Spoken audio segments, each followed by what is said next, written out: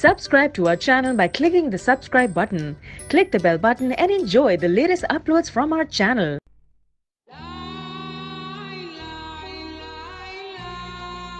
अस्सलाम वालेकुम दोस्तों, उम्मीद करता हूँ कि आप सब खैरियत से होंगे।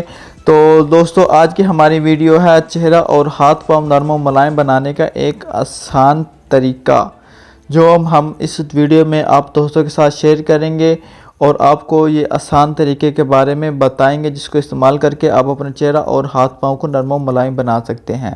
तो नाज़रीन, बढ़ते हैं अपनी वीडियो की जानिब। चेहरा खूबसूरती का मज़हर हो तो शख्सियत पुरकशिश और जाजिब नज़र आती है। यहाँ एक आसान टोटका दिया जा रहा है जिसके ज़रिए आप अपने हाथ पाँव और चेहरे को खूबसूरत और नरम व मुलायम बना सकते हैं। तो नाज़रीन, इसके जो अज्जा हैं वो आप ज़रा सुन लीजिए। ग्लिसरीन 1 बड़ा चम्मच, गुलाब का अरक 1 से 2 बड़ी बोतल और नींबू का रस 3 बड़े चम्मच। तो इन चीज़ों को आपने इन तीनों चीज़ों को मिलाकर रख लेनी है और हर रोज़ रात को बाकायदगी से हाथ पाँव और अपने चेहरे पर लगाएं। सुबह उठकर ताज़ा पानी से अपना चेहरा धो लें। बर्तन या कपड़े धोने के बाद भी लगाया जा सकता है।